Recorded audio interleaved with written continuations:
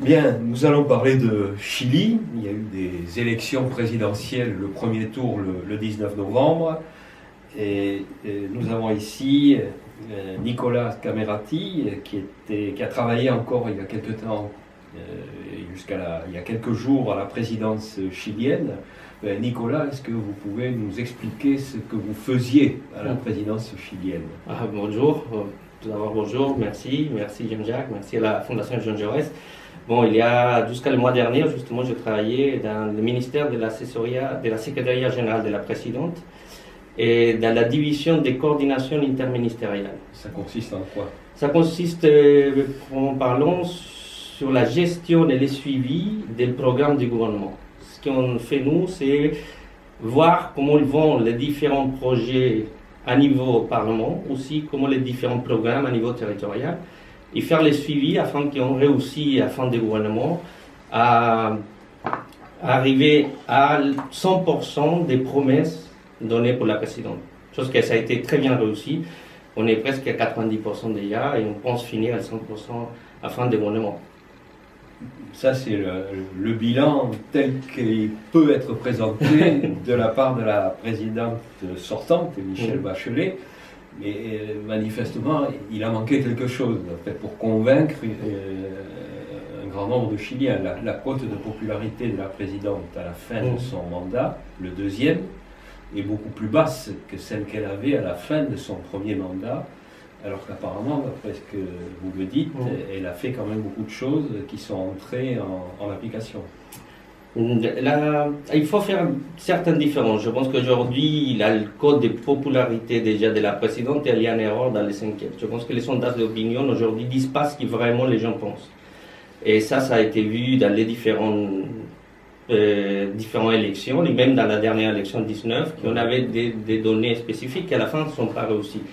Je pense qu'effectivement, si bien la présidente peut avoir un quota bas à niveau national, elle a réussi à faire des changements structurels dans les gouvernements. Non, mais la question est que je ne conteste pas. Il y a des résultats, elle a fait beaucoup de choses, mais qu'est-ce qui s'est passé entre elle et les Chiliens, entre elle et l'opinion? Pourquoi toutes ces réalisations n'ont pas convaincu un grand nombre de Chiliens de soutenir son projet et de voter pour son candidat aux élections du 19 novembre? Bon, est-ce que l'explication L'explication, on peut chercher des explications de caractère. Moi, à mon avis, il y en a eu un problème de communication. Si on parle d'une chose qu'il a eu peut-être en difficulté de la présidente, c'est de pouvoir transmettre vraiment tout ce que c'est fait. Et aussi, il faut le dire, je pourrais même penser à un coup d'État des médias chiliens. Les médias chiliens sont 100% de la droite. Il y a eu un vrai quelque part, harcèlement vers la présidente et le rôlement de Michelle Bachelet, plus 3 ou 4 choses très particulières qui sont dans quelque part frappées à les citoyens chiliens, que ça a été en premier cas la situation de son fils, d'avoir eu des problèmes justement avec la justice. Ça a été très dur et ça a eu effectivement un effet direct sur la légitimité peut-être de la présidente et sur la parole de la présidente. Et après, certaines difficultés qu'il y a eu dans la transparence dans les parlements et dans la politique. Il y a une délégitimation générale de l'institution politique, pas seulement au Chili, dans le monde entier, qui fait que les gens ont de moins en moins d'intérêt à la politique et croient de moins en moins aussi à la parole des présidents et la parole du Parlement. Et est-ce que la conjoncture économique, qui n'est pas la même que lors de son premier mandat, a eu un rôle quelconque? Est-ce que le fait que la croissance est sensiblement baissé a pu expliquer, aussi être un élément d'explication? Ça a été un sujet qui a été pris de manière importante pour les médias. Je pense qu'effectivement, le gouvernement chilien, ça n'a pas été économiquement aussi mal. Ça a été stable. Effectivement, on n'a pas eu une croissance plus importante que le gouvernement d'avant. Mais aujourd'hui, il y a un vrai lancement de l'économie. Il y a une instabilité. Et effectivement, je pense que les gens commencent à se rendre compte. Et ça donne un effet de que les gens ils sont allés à voter le 19. On attendait un problème de participation qui venait depuis l'année 2000 jusqu'à aujourd'hui. Par contre, il en a eu presque 46% de personnes qui sont allées à voter, ils ont exprimé son importance à la politique. Dans le cadre de Chili, c'est vraiment un espoir. Pourquoi? Parce qu'on est presque à le même niveau que 2013, avec 46%, 43% aujourd'hui. Et en plus, on a eu plus de 15% par rapport à la sélection municipale, que c'était plutôt à 33-36%. Donc on a eu une augmentation de participation électorale. Et de plus en plus, on va avoir d'ici à la fin du gouvernement, et ça je suis sûr, une augmentation aussi de la quota de la présidente. Je pense que la présidente devrait finir plus de 40% des... On va revenir aux élections. Ce qui m'intéresse. Voilà. Donc, soir des élections, les deux candidats arrivés en tête sont sélectionnés pour le deuxième tour, qui aura lieu le 17 décembre prochain. Les deux candidats arrivés en tête sont les deux candidats des partis des forces qui traditionnellement se disputent la présidence depuis les débuts de la transition démocratique. Un candidat de droite, pas parmi les plus radicaux, il a déjà été président de la République, et un candidat de l'ex-concertation, l'ex-nouvelle majorité constituée par les partis de centre-gauche. Ça veut dire que rien n'a changé au Chili, que ces élections de 2017 sont les mêmes que les antérieures, ou est-ce qu'il y a eu des éléments nouveaux?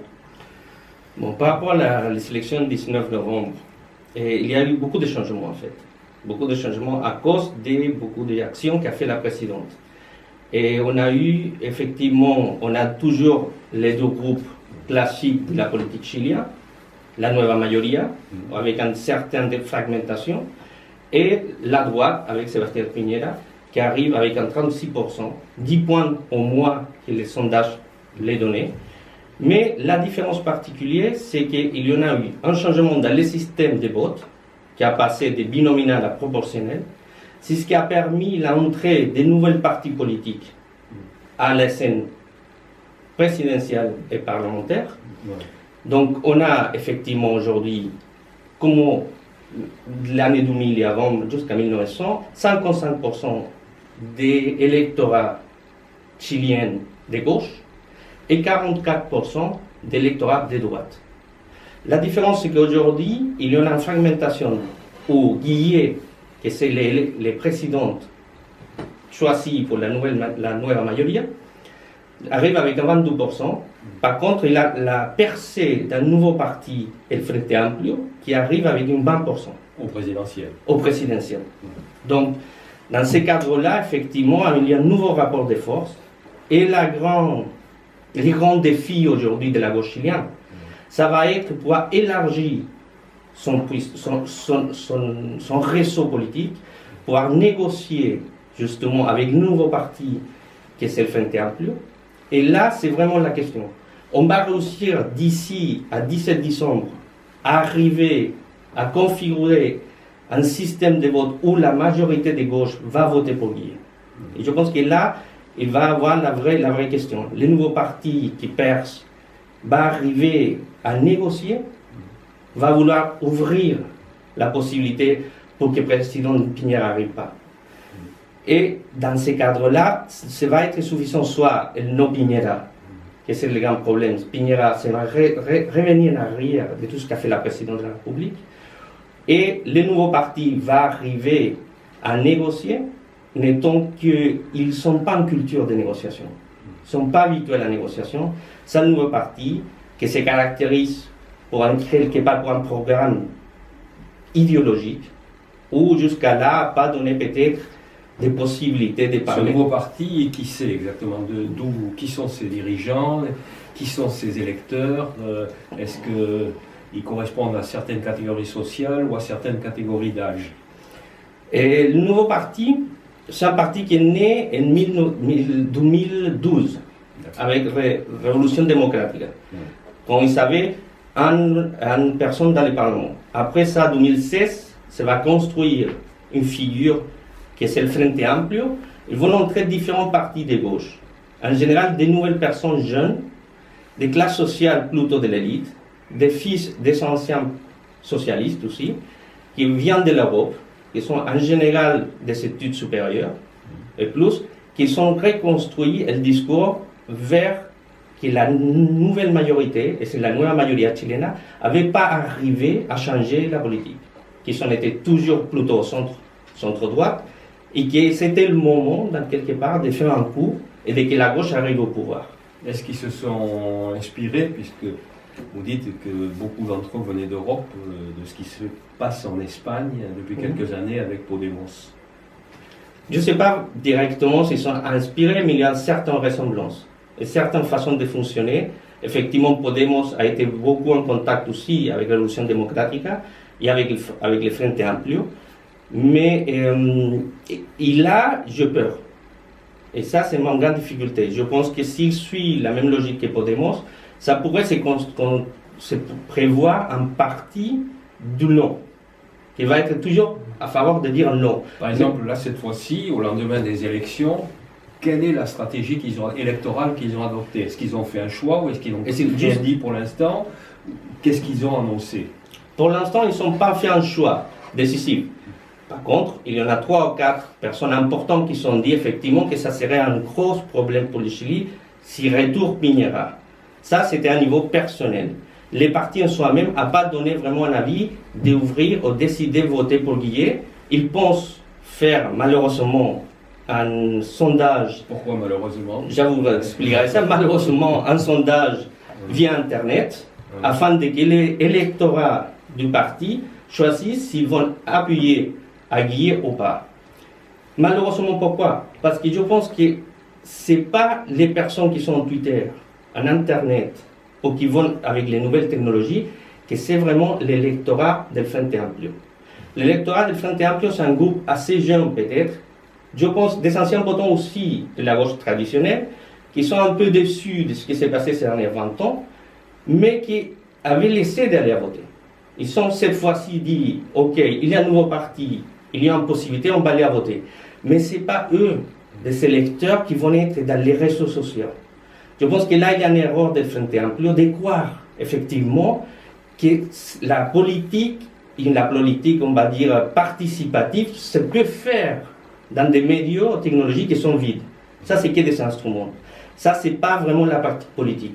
Et peut-être que là, ça peut être une grosse erreur de la part d'eux, de croire ou de prendre une décision par rapport à des personnes qui sont derrière un écran, on ne sait pas combien, et on ne sait pas vraiment son lien avec la politique chilienne. Et est-ce que le candidat du centre-gauche, Guillet, a dit des choses, est-ce qu'il s'est adressé aux électeurs de ce nouveau parti?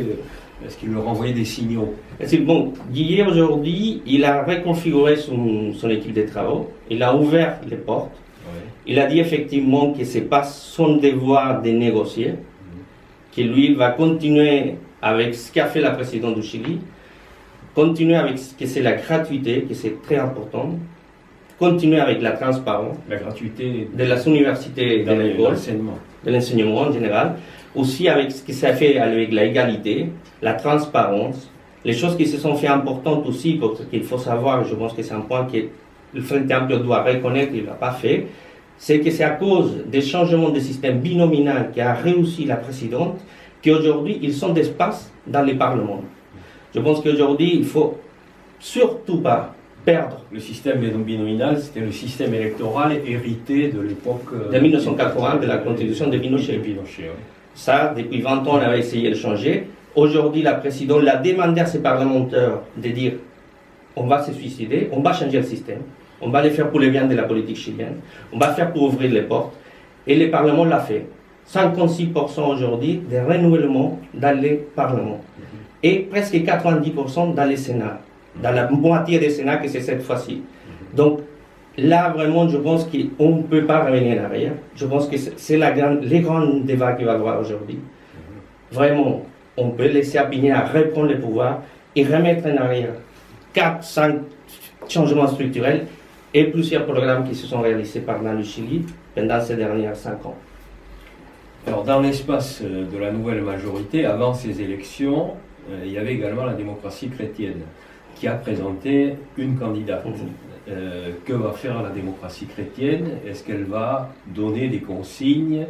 Est-ce que ses électeurs vont plutôt aller d'un côté ou plutôt de l'autre, tout en sachant qu'il y a quelques années, ils étaient partis de la coalition de la nouvelle majorité de la concertation?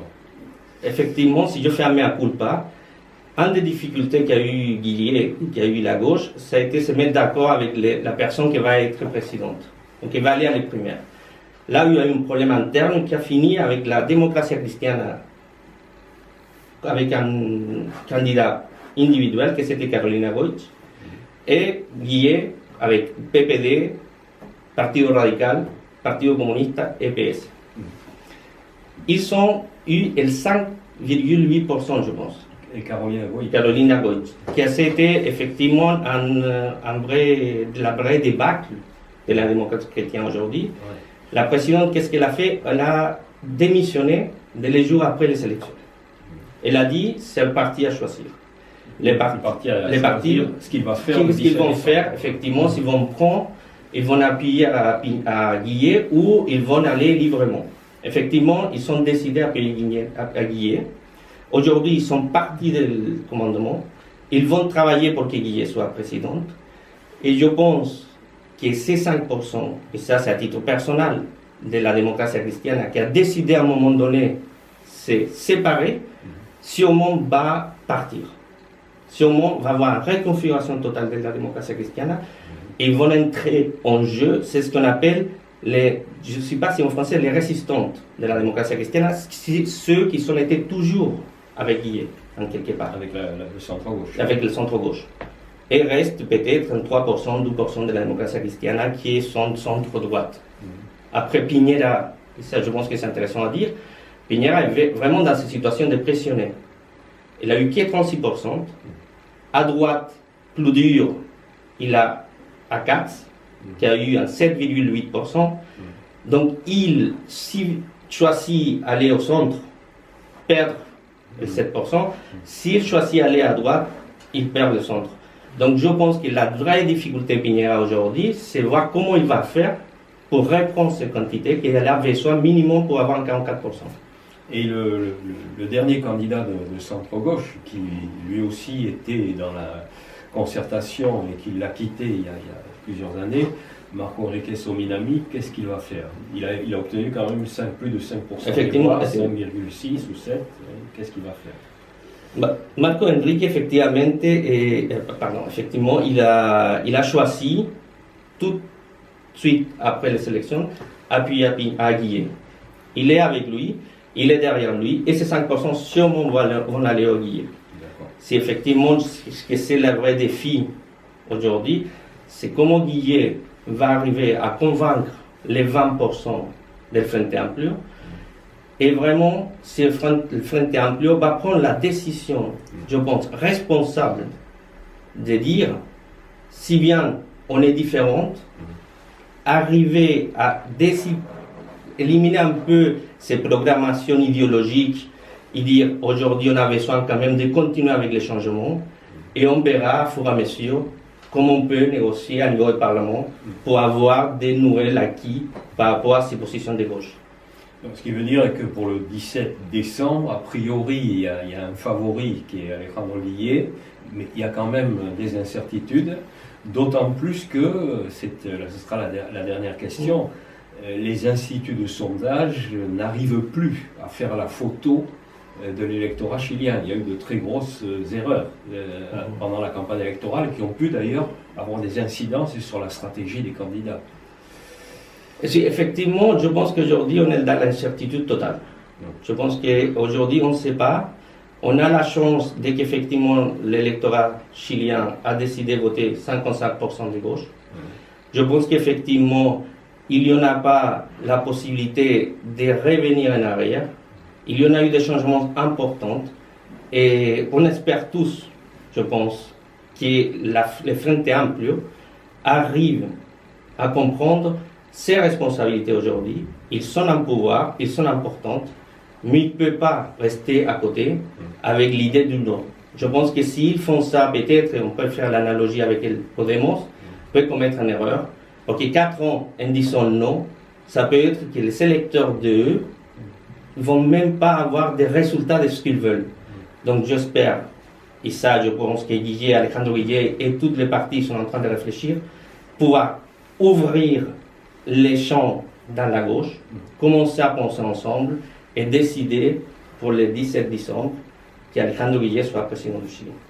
Et la petite question à laquelle vous n'avez pas répondu, c'est qu'est-ce que vous pensez des instituts de sondage qui n'ont pas réussi même à approcher de loin le résultat final? Je pense qu'il y a un truc avec les instituts de sondage qui c'est très particulier et important aujourd'hui.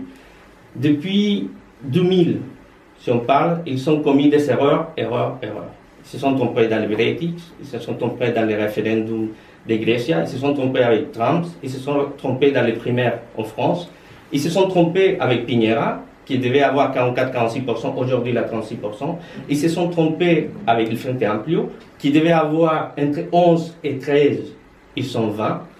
Donc, qu'est-ce qui se passe avec ça? C'est qu'aujourd'hui, je pense que la société change. Aujourd'hui, ce n'est pas un problème de l'instrument. Ils veulent continuer, ils peuvent perfectionner l'instrument. Ils peuvent vouloir même changer la formule des marges d'erreur.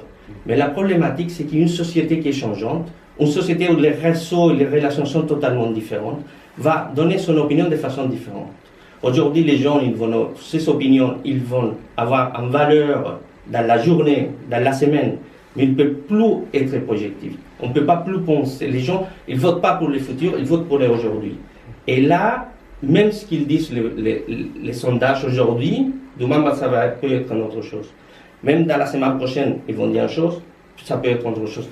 Donc je pense que surtout, et pour les Frente Amplio, ça je dis, ils ne doivent plus réfléchir à sondage d'opinion.